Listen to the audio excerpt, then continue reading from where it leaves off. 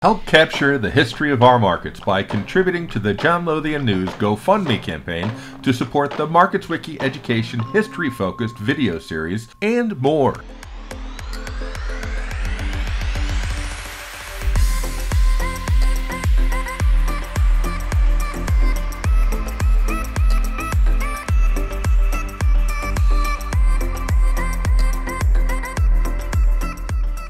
I got started working with computers at Argonne National Laboratory in nuclear reactor engineering, and I was developing software for simulating the flow of heat through a nuclear reactor.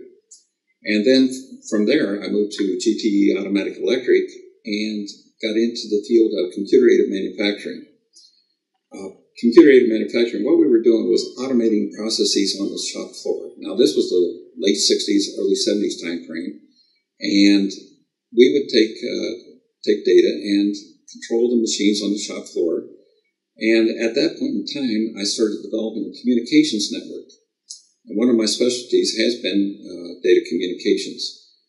Back in the early 70s, we were using computer transmission rates of 1,200 or 9,600 bits per second. And that was considered fast at the time, but by today's standards, it's extremely slow.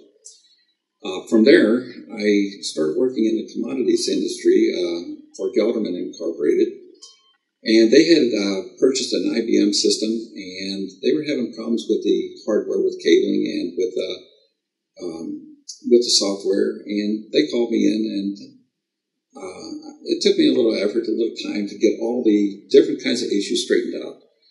The purpose of that system was to transmit market reports and market news out to their branch offices. And it was done on a dial-up basis.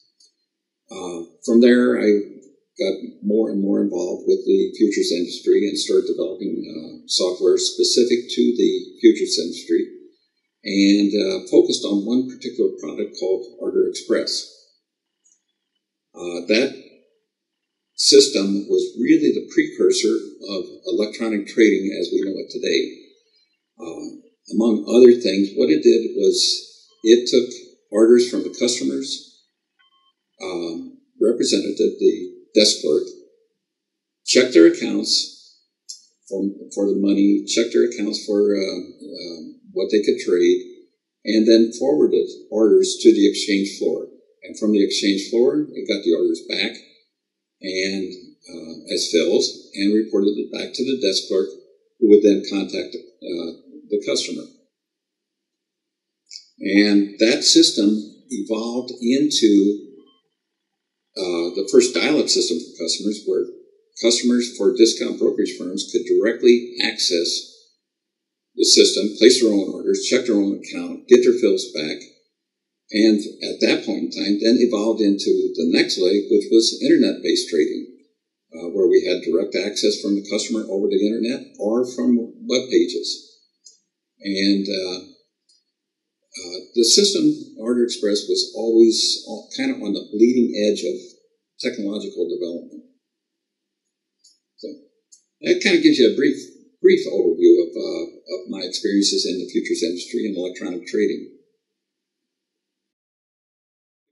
The original contract called for it to be able to take orders, check the customer's account, and route those orders to the exchange floor, get fills back from the exchange floor, and report them back to an order desk. We kept expanding it over time, where we added things like quotes, we added market news, we added a lot of other abilities, including what was kind of the bleeding edge of capabilities for all computer systems at the time, and that was being able to mark to the market a customer's account. That is, take the price of a particular contract and evaluate the customer's account and his position, his margins, and show how much or how little he was making, how much he was losing if possible, if he was on a margin call, and to be able to check that as the market was moving. And that was really difficult at the time in terms of technology. We started with using an IBM Series One computer system, which for its time was quite advanced as a mini computer. It had a full 2 megabytes of memory, not much, compared to today's standards. But out of 2 megabytes of memory, I was able to support up to 50 terminals working at the same time, all accessing a customer's account. I had been working with Lind Waldock at that point in time, and somebody came up with the idea, could we run a scan of accounts that were at risk when the market was moving, mark them to margin, and get a list in declining order of those accounts that were most at risk. So the top of the page would be, here's an account that's tremendously at risk, and here's an account that's maybe going to be at risk, and here's accounts that are safe, but are in that particular marketplace. So as an example, if corn was moving, maybe it was going down, the market was falling, what we could do is say we want to find out everybody who has a short position in corn and mark them to margin, and print them out in the order of those accounts that are at risk. Now, what happened in 1987 was I had just turned this functionality on about 6 weeks before the market crash of 87. And during that October, the market move actually started Friday. The markets tipped over about, as I remember, about 120 points Friday. And by Black Monday, the markets were down even substantially more. What we started doing at Lind was we'd run that report about every half hour, get a hold of customers and that were at risk and get them to place a stop order or get them out of the market. At the end of Tuesday, after the markets settled down a little bit, Lind Waldock ended up with one account deficit, $4,000. There were other firms that took big hits. First Options, I believe, took a hit of $90 million in customers that went deficit on them. And that functionality paid for the system over and over. Anytime a market was moving, find out who's at risk, get them out of the market. Keep those accounts from going deficit. And in the commodities industry, when an account goes deficit, that comes out of the firm's pocket. I don't know just what the future is going to come up with. I sometimes wonder if going all electronic is to the benefit of the industry or not. I've kind of been distanced from the actual customer interaction and the interaction with the firm over the last few years. But one of the things that comes to mind is that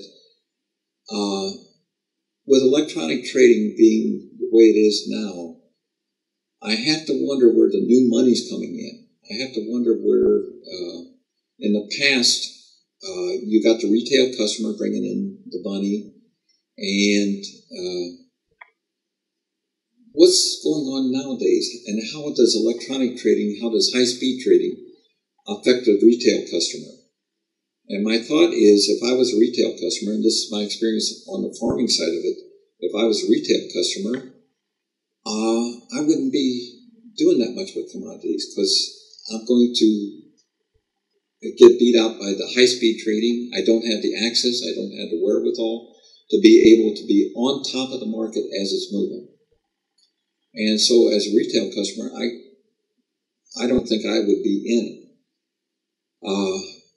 There is something about the open outcry that while it was very fast-paced, it slowed things down enough that people could think about what they were doing. I'm curious about how algorithmic trading is going to work out, because if all the firms are just doing algorithmic trading, algorithms, for one thought, cannot be perfect.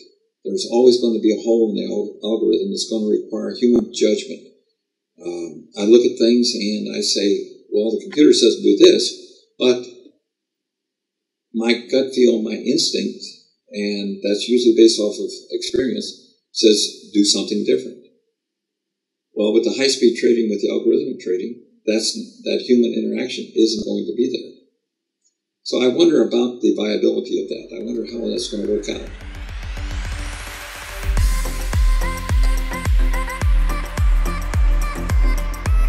John Lothian News would like to thank those individuals who have contributed to our Markets Wiki Education GoFundMe campaign. Their financial assistance allows us to produce and distribute videos like this for our Open Outcry Traders History Project or the Path to Electronic Trading video series. Join them in supporting John Lothian News, capturing the history of our industry.